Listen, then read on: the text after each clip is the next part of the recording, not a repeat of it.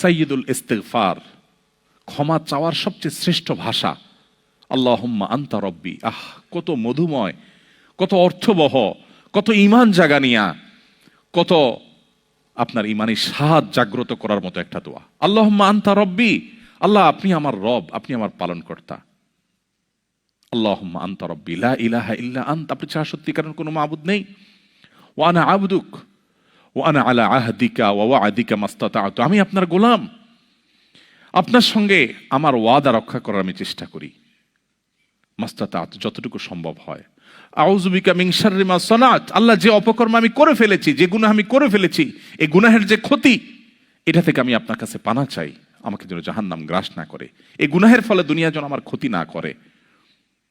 আউযু বিকা মিন শাররি মা সানাত আবুউ লাকা বিনি'মাতিকা আলাই, আল্লাহ আপনি কত নেয়ামত দিয়েছেন আমাকে, কত মানুষ কত কষ্টে আছে, আমাকে কত সুন্দর লাইফ আপনি দিয়েছেন। ওয়া আবুউ লাকা বিযামবি, এত ভালো লাইফ দেওয়ার পরও আমি আপনার নাফরমানি করেছি, সেটাও আমি স্বীকার করি।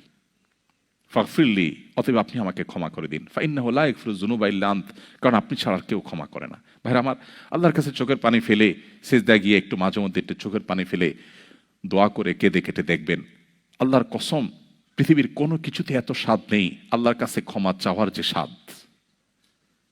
কারো কাছে ক্ষমা চাইলে ভালো লাগে না। আল্লাহর অলৌকিকত্ব যে তার কাছে ক্ষমা চাইলেও আপনার অন্তর দেখবেন, একটু চোখের পানি ফেলে যদি 2 মিনিট দোয়া করার সুযোগ পান, যখন উমরা যান, রমজানে যখন দোয়ার সুযোগ হয়, অথবা সারা বছর যেটা হওয়া উচিত, এই দোয়ার পর যে ফিলিংসটা হয় সেটা খুবই তৃপ্তিদায়ক। একটু চোখের পানি ফেলার পর, একটু দোয়া করার পর অসম্ভব ভালো লাগা কাজ করে, যেটা পৃথিবীতে অন্য কোথাও হয় না। কারোর ভয়ে কাঁদলে আপনার ভালো লাগবে না, বাট আল্লাহর ভয়ে কাঁদার পর আপনার ভালো লাগা কাজ করবে।